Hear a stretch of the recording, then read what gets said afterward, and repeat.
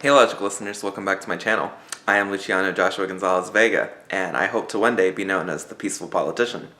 And when I run for office, I'm going to be running on a platform of responsibility, caution, and pragmatically thought out policies, as opposed to things that are popular and things that oftentimes are seen as really exciting. And that's very unfortunate, but the fact of the matter is a lot of pragmatic, carefully thought out policies are also very popular, so it's not quite the same cut and dry distinction that I was making it out to be. And it's also very often not the same distinction that a lot of people in Congress are making it out to be, because a lot of people want to pretend that very easy, very common, and very popular reforms, many of which are in place in other countries, are somehow unattainable in the United States. Something that's reckless, dangerous, and wrong. And in this video, I'm going to show you guys what it sounds like when someone who's irresponsible or someone who just wants popularity speaks versus what it might sound like when someone who's actually thought things through is speaking. And that's going to be a heck of a difference because we have very few people in Congress who actually think things out and who actually legitimately care about their constituents, which is quite unfortunate. Hey gang, I'm a moderately popular, somewhat moderate politician, and I'm gonna say something a lot of people are gonna like, but it's also gonna be something really irresponsible. So, what I've got to say, and this is a totally wild idea, but what if instead of focusing on justice reform for everyone regardless of their guilt or not, why don't we focus on getting the innocent people out of jails? That way, the rest of the people who are actually guilty of their crimes can just suffer. We have got to ask ourselves two fundamental questions.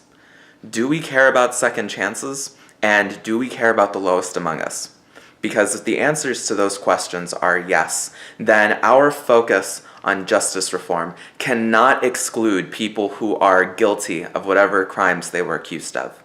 And we need to focus on reforming the resources we put into these systems and the people that we hire and the people that we place in them. Not just the prisoners, but the people actually in charge of the prisons. Not just the incarcerated people, but the people who keep them incarcerated. Because the fact of the matter is, not only are conditions in our prisons bad for the people who are actually inside of them and incarcerated, but they're also bad for the people who are trying to keep those people incarcerated. And the fact of the matter is, one of these days the system is going to break, and we're going to have to acknowledge the very real dangers inherent in it. Because those dangers don't just exist for the people who are innocent, those dangers also exist for the people who are guilty. And equally importantly, they exist for the people who are guilty who are trying to actually improve their lives, who are trying to successfully re-enter society one day, who are fueled by the hope that one day they will have paid off their debt to society, so to speak, and they will be allowed re-entry into non-incarcerated society. The popularity of answers to questions about justice reform that focus on the innocent makes sense, and this comes from a logical, compassionate place. But the reality is, it is dangerous to answer these questions in ways that exclude making things better for people who are in prisons and for people who maybe should be in prisons. Because the reality is that just because someone's in prison and just because someone should be in prison doesn't mean that their life doesn't have value, and it doesn't mean that we shouldn't care about them, especially if we view our justice system as a justice system that's meant primarily to rehabilitate people. And the reality is, these answers to justice reform-oriented questions are becoming more and more popular, but that doesn't mean that these are answers that we should be focusing on, and it doesn't mean that these are answers we should be celebrating, even if it's important that we acknowledge the inherent logic behind this, and the fact that these answers often come from a place of genuine good intentions. Hey gang, it's me, Mr. Irresponsible, and this time I'm going to ask anyone who cares about the environment how it is that we're going to pay for things. Because, money is the only thing that really matters, and if the question can even be risen about how something can be paid for, then that means that thing can automatically be dismissed, and that means that we should focus on something else, and that means that I'm a really smart man. Hey, it's me, a responsible politician, just coming in here to say that I don't have to respond to this by asking a question about how it is that we pay for wars or how it is that we justify military spending, because that's a really annoying answer. And while I understand that that answer is a solid one in a lot of cases, it's not the best way to respond to this. I think that the best way to respond to this is to point out that when this is asked in good faith, this is a legitimate question that people should probably be able to answer. And the fact of the matter is, there have been a lot of different proposed answers, so I don't have to do that. Neither does AOC or a range of other politicians who've been asked the same annoying question and have that same honestly somewhat annoying response.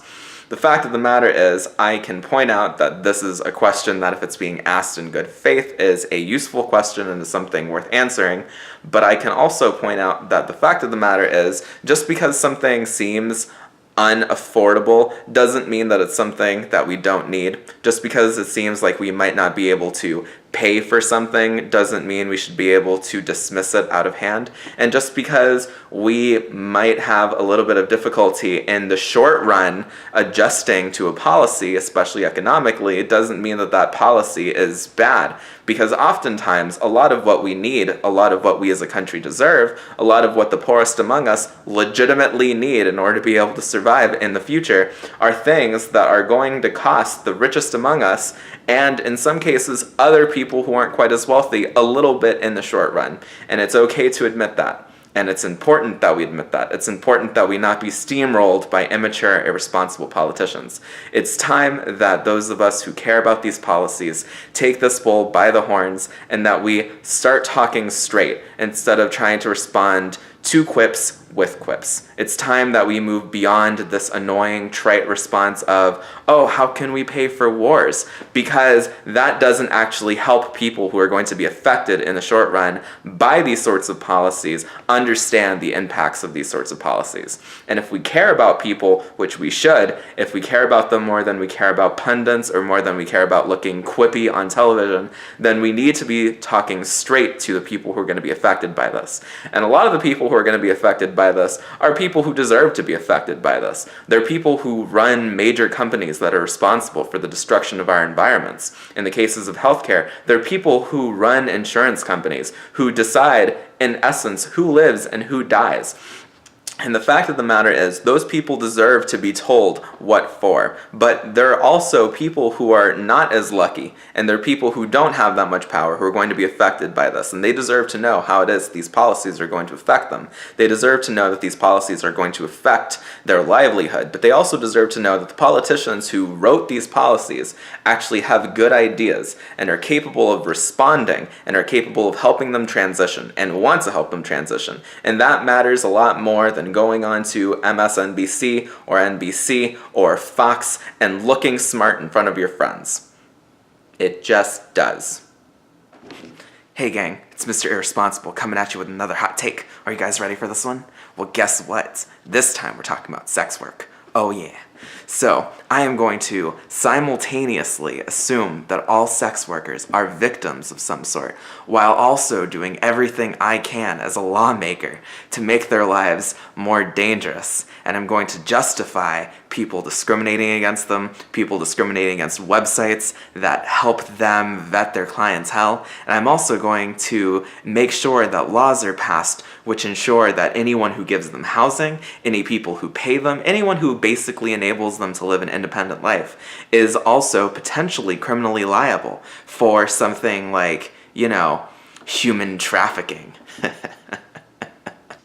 Hey gang, it's me, Mr. Responsible. I'm going to ask you to do something before I dive into the problems of how it is that we talk about sex work and how it is that we just sort of let any laws that can make a sex worker's life more dangerous pass without any real criticism. The first thing I'm going to ask you to do is, why don't you take a second to describe to me what sort of a person you think of when you think of the word sex worker?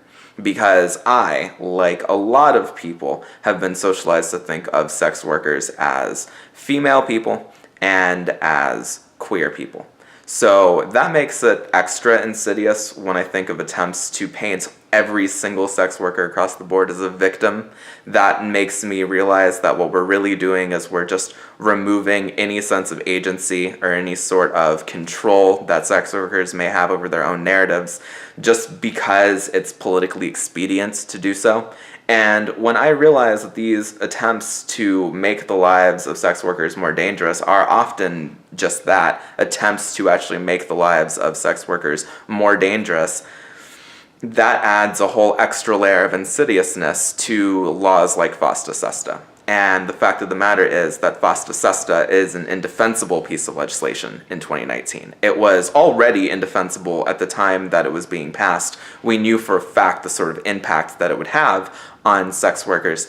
And now we know that the sort of impact that it would have on the lives of sex workers was worse. And for those of you who don't know what I'm talking about, FOSTA SESTA is a law that cracked down on websites that sex workers could use to vet potential clients.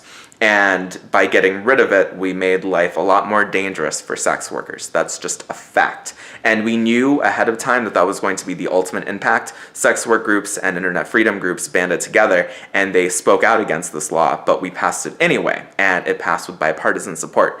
There were people who are running for president right now who voted to pass it.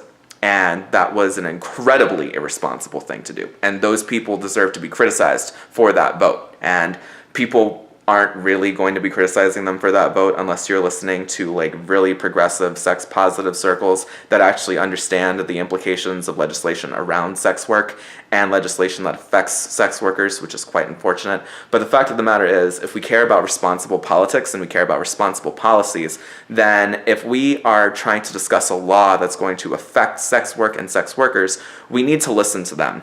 And we need to listen to a wide group of sex workers and people who promote the decriminalization of sex work, because those people's voices matter and oftentimes they're not included in these conversations. We don't listen to sex workers. We listen to people who left the sex work industry, we listen to people who left the adult entertainment industry, and we prioritize those narratives, but we don't share the actual work of sex workers. We find it gross, we find it icky, and that's frustrating. The reality is that there are very few, if any, actual sorts of even remotely legitimate criticisms of decriminalizing sex work, and people who actually study this policy recognize that. And their opinions matter, but because of the fact that we view their opinions as somehow morally broken or morally wrong, we're not often willing to listen to them. We're not willing to give them the platforms that they deserve. And we prioritize the voices of people who have no idea the sorts of impact that these sorts of legislations would have. And we prioritize people who have an agenda in promoting these sorts of dangerous legislations. And because of that, what we do is, in essence, we make the lives of sex workers infinitely more dangerous. And the reality is that these sorts of legislations don't just affect sex workers, they affect lots of people in the adult entertainment industry. And even if for whatever reason you can't bring yourself to care about sex workers, you should be able to bring yourself to care about other people in the other connected industries. And if you can't bring yourself to care about sex workers, that's a personal problem that you really need to work on, and I recommend working on it, because there are people who are going to fight to pass actually good legislation that has the involvement of sex workers, and legislation that is informed by listening to sex workers and respecting their opinions. And that's going to happen sooner than you think, but right now we do need to contend with the fact that we don't want to give sex workers the legitimacy they deserve and the agency that they deserve. That's a serious problem, and it's time that we do something to fix it. Being irresponsible is really popular, and saying things that are dangerous, saying things that are wrong, and saying things that get people excited are oftentimes saying the same sorts of things. But the fact of the matter is, policy matters, and it's important that we actually care about the people who are going to be affected by the policies that we pass.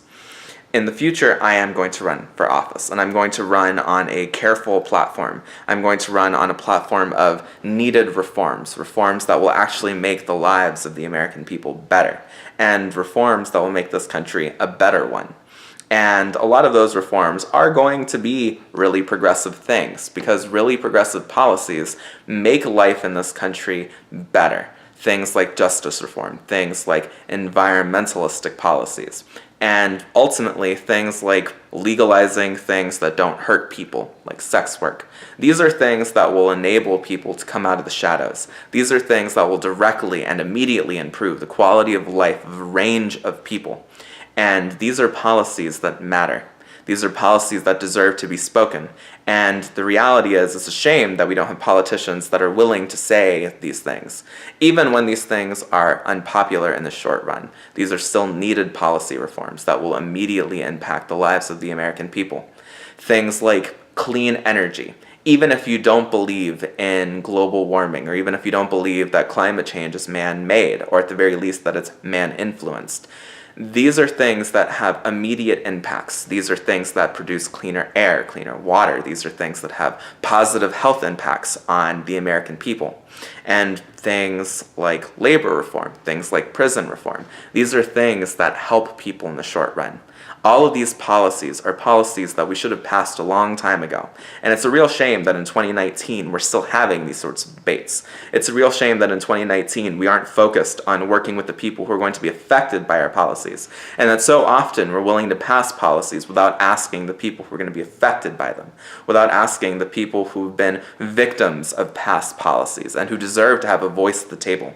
But I'm going to change that. And I'm not going to do it alone. But I will change it. And I'm going to change it because there are a lot of people who are fighting to change these things even now. I'm excited by that. I'm enthused by it. And I will see you soon.